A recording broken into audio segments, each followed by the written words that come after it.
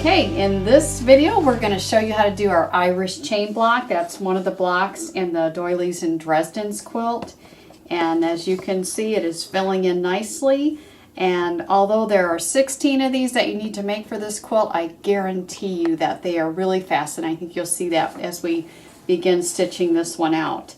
I'm going to flip over to page 2.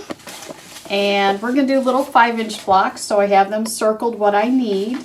And so I have my background and backing fabric, which is going to be the same fabric in this case. So it's really easy to get your fabric ready on this one. I, of course, have my bobbin thread and my vanish light.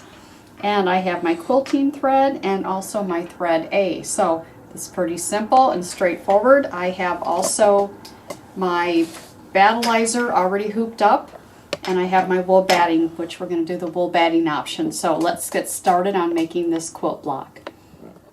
Okay, we are ready for step 1 on our single Irish chain block, and we have our battalizer hooped, and you can put a neutral thread in the needle or the water soluble. I have the neutral thread in there, it's a yellow, so hopefully you'll be able to see the outline of this placement stitch.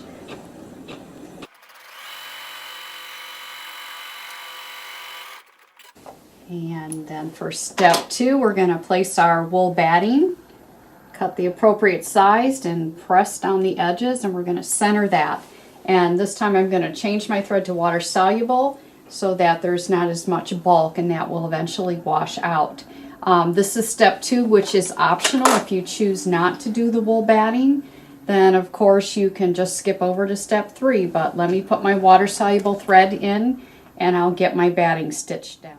Okay, we have our wool batting on there with our water-soluble thread and our zigzag stitch. Step 3 is we're going to put our background fabric down. So it's our yellow. We're still going to base this on here using the water-soluble thread that is already in the needle.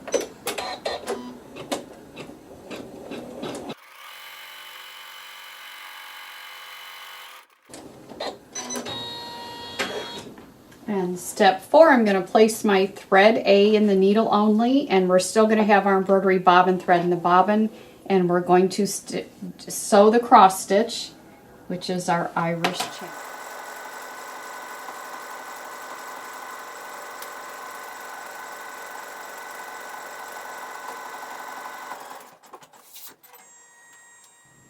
So step number 5, we're going to put our water-soluble thread in the needle only, and we can put our backing fabric on the back of the hoop. So I'm going to go ahead and get that centered on there now. And again, don't forget to peek under so you don't have any Dunlops. And now we can go ahead and have it sew the basting stitch with the water-soluble thread to hold the backing fabric on. Okay, our backing fabric is on, and I have now put thread A in the needle and the bobbin for step number 6. And since our backing fabric is on, that's when our bobbin thread has to match our needle thread the rest of the way through. And also you're going to do needle down, needle up to bring that bobbin thread to the top before you begin stitching. And don't forget to turn your automatic thread cutter off. And by following those tips, you'll have a nice, pretty clean looking back. So here's the front of the Irish chain block. There's the back with the quilting in it, and we're going to do step 7, which is also another quilting step that will quilt the doily design on there. So again, I have my matching thread in the needle and the bobbin. And I'm going to do needle down and a needle up to bring it to the top, and then I can start my quilting. Okay, here is our single Irish chain block, and you can see I have a couple different sizes. This is the 5-inch one that we just did in the video, and this is one I did previously. Since I'm going to do another block and I don't want to waste my battalizer, I am going to use this side, and it's sometimes a lot easier to hoop it. Well, this one is still next to it so that it has something to hoop onto. So we're going to toss that aside for now, and I will be trimming this one. This is just a little quick trimmer by George lesson. And you're going to need your trimmer by George, your block, and a 60mm rotary cutter. So the trimmer by George has this nice crimped edge to it. And what you're going to do is you're going to tuck that in between the battalizer and the fabric on the front of your block. You're going to lay it down, and then with a 60mm rotary cutter, use that as the straight edge to trim away the battalizer and the backing fabric. So I will go ahead, I did already trim these, almost 1/4 inch, but I can still go in here and show you how to use the trimmer by George. Again, the crimped edge is going between the battalizer and the fabric on the front, and then use the metal edge to cut your fabric away. So let's just repeat this 2 more times.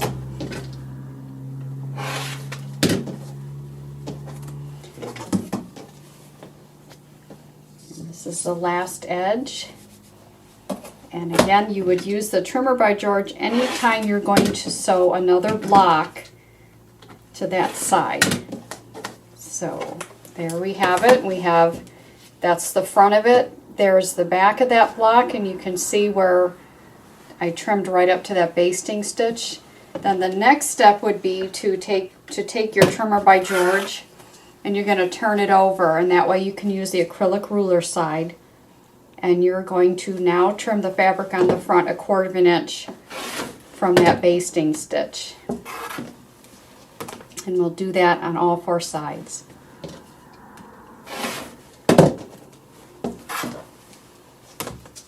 So it's just a good way to get your block trimmed up the right way without risking cutting into anything. That metal edge really protects it. And this embroidered Irish chain block would make a beautiful quilt if you were to continue going. So I'm going to use, like I said, I'm going to use what I just did so that I can hoop it again over here. So stay tuned for maybe the next video when we learn how to do the double Irish chain.